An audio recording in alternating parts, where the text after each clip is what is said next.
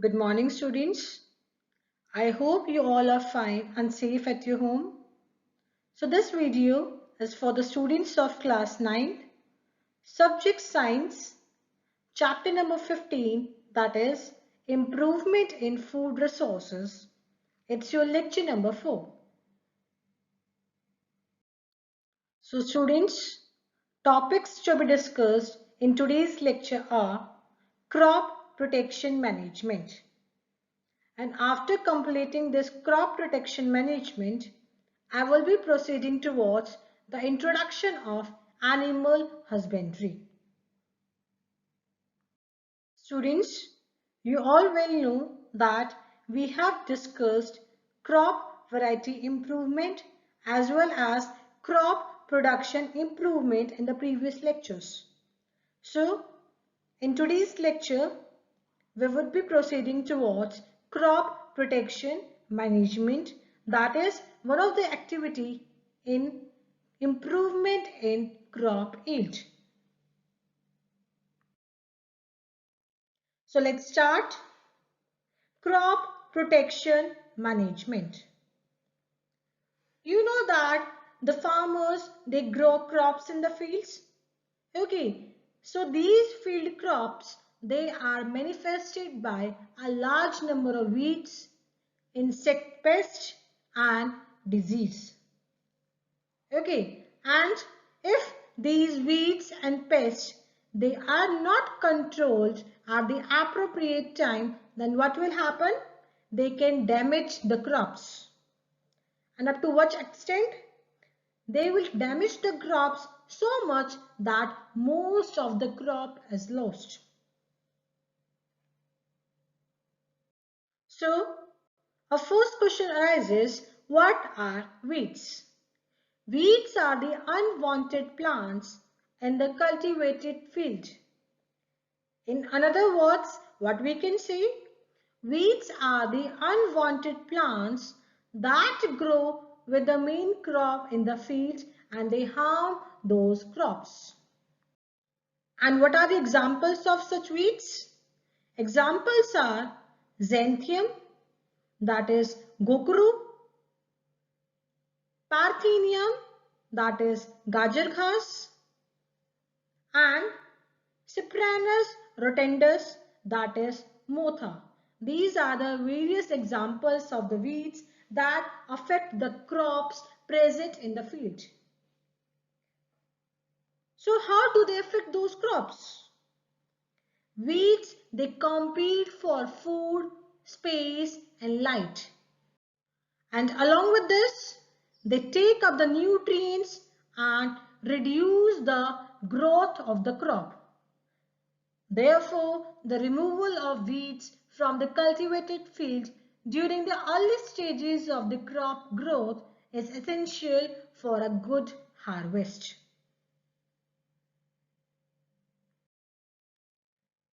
Generally, insect pests, they attack the different parts of the plants in various ways. And what are those ways? First is they cut the root, stem and leaf. Second is the insect or the pest, they suck the cell sap from various parts of the plant. And third is they bore into stems and fruits. So in one or the other way, they affect the health of the crop and reduce the yields.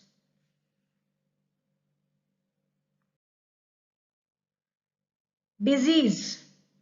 Disease in plants, they are caused by pathogens such as bacteria, fungi and viruses. And these pathogens can be present in and transmitted through soil, water and air. So, the weeds, insect and disease, they can be controlled by various methods. So what are the methods to control weeds, insect and disease? First method is the use of pesticides. Pesticides include herbicides, insecticides, and fungicides.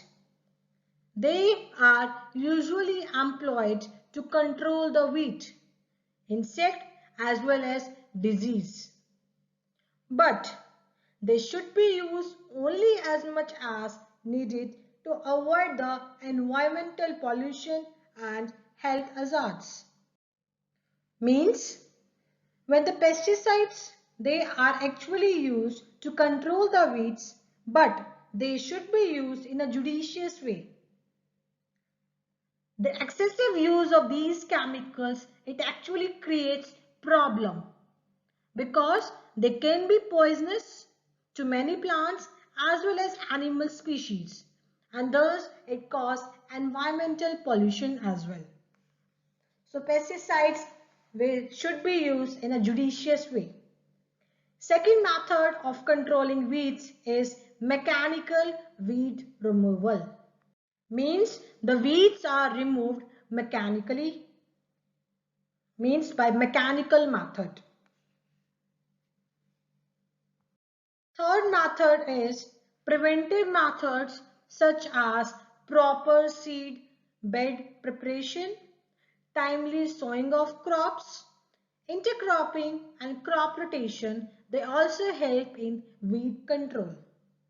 Okay, it means that if we sow the crops at appropriate time, the weeds can be controlled.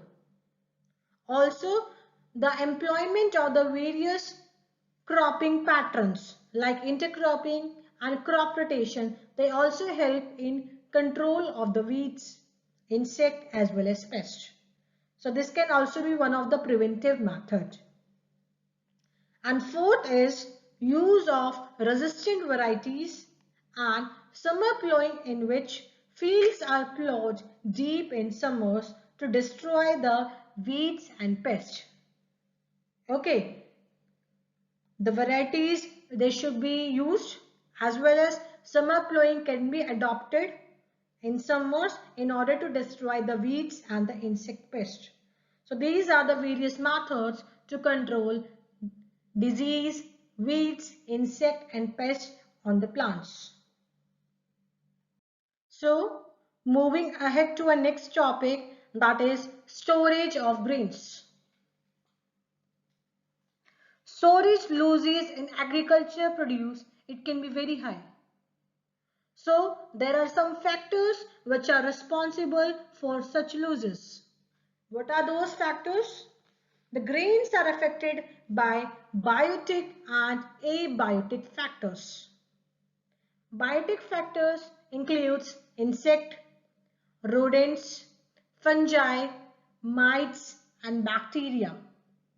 And abiotic factors include inappropriate moisture, temperature in the place of storage. So these factors, they are responsible for the storage of grains.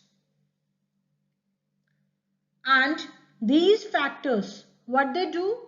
They cause degradation in quality, loss in weight, poor germinability, discoloration of produce, all leading to poor marketability. Okay, so these factors, they can be controlled by proper treatment and by systematic management of warehouses. So what are the preventive and control measures which are used before the grains are stored for future use? First method is strict cleaning of the product before storage. Okay, before the grains are stored, they should be cleaned strictly. Second is proper dryness of the product, first in sunlight and then in shade. Okay, so whatever the grains are, they should be dried first in sunlight, then followed by shade. And the third measure is fumigation. That is using the chemicals that can kill the pest. because there will be some of the pests which are present on the grains. So if fumigation is applied, those chemicals, they will kill the pests present on the grains. So these are the preventive and control measures which should be used before the grains are stored for future use. So this was about crop protection management. So this stands for agriculture part. So students, let's start with our next topic, that is animal husbandry. What do you mean by animal husbandry? Basically, it is a scientific management of animal livestock. Means it is concerned with the animals that are raised for meat, fiber, milk, eggs or the other products. Okay, and it includes day-to-day care, selective breeding and the raising of livestock. So, in other words, what we can say? Animal husbandry is a branch of science. Particularly, it is a branch of agriculture that deals with the practices of breeding, farming and care of the farm animals. And what are those farm animals? It includes cattle, sheep, goat and horses by the humans for advantages.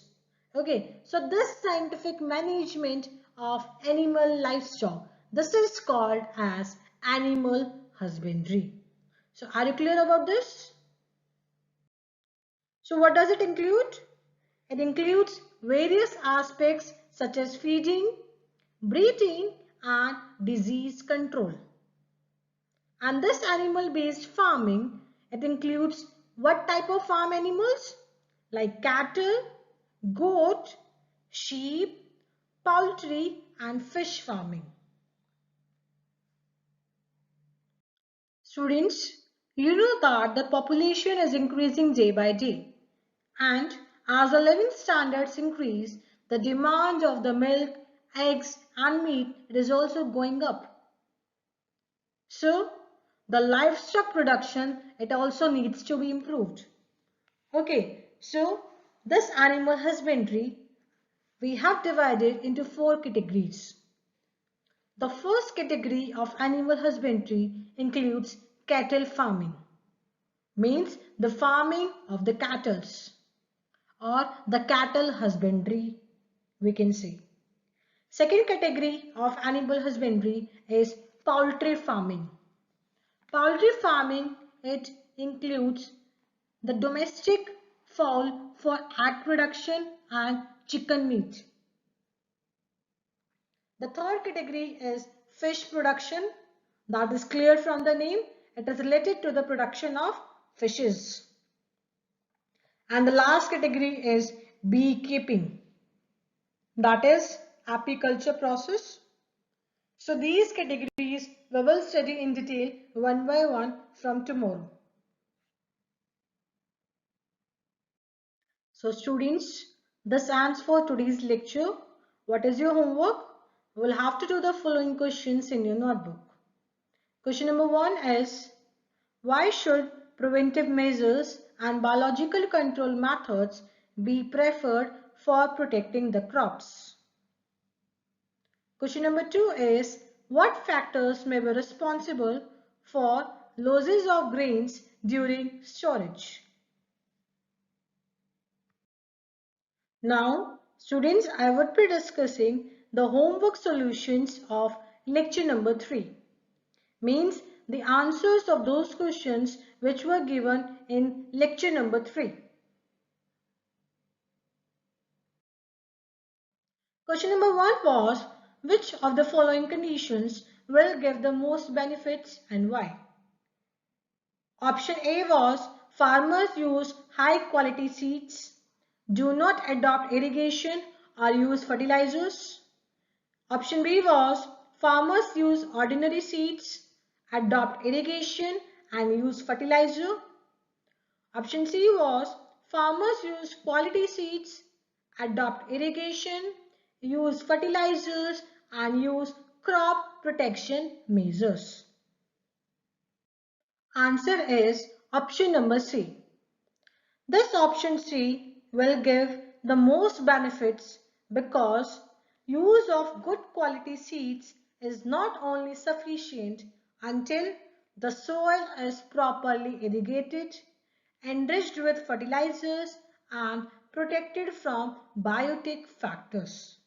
So this is the answer of question number 1. Question number 2 was, what are the advantages of intercropping and crop rotation? So first of all, you will write about the advantages of intercropping and later on crop rotation. So the answer is, advantages of intercropping are, it checks pests and rodents and hence decreases the chances of spoiling of whole crops. Second is, it helps to maintain soil fertility. Third is, it increases the productivity per unit area.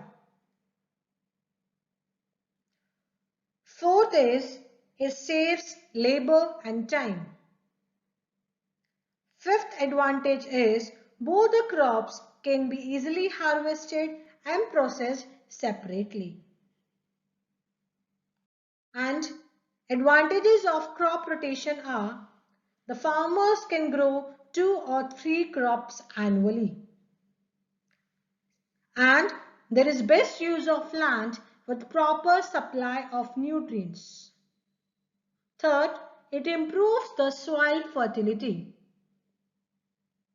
Fourth, it avoids depletion of a particular nutrient from the soil. And fifth, it minimizes pest infestation and disease. And the last, you can write, it helps in weed control. So these were the advantages of these cropping patterns.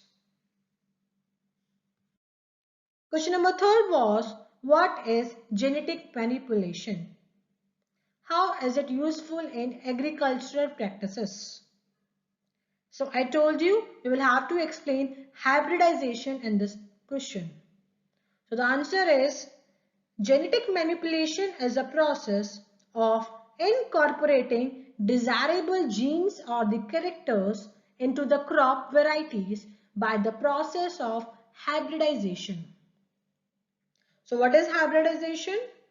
Hybridization involves crossing between genetically dissimilar plants. And this is done for production of varieties with desirable characteristics like profuse branching in fodder crops, high yielding varieties in maize, wheat, etc. This genetic manipulation is useful in developing varieties which shows increased yield, better quality, shorter and early maturity period, wider adaptability to adverse environmental conditions, and desirable characteristics. So students, keep learning side by side. Thank you.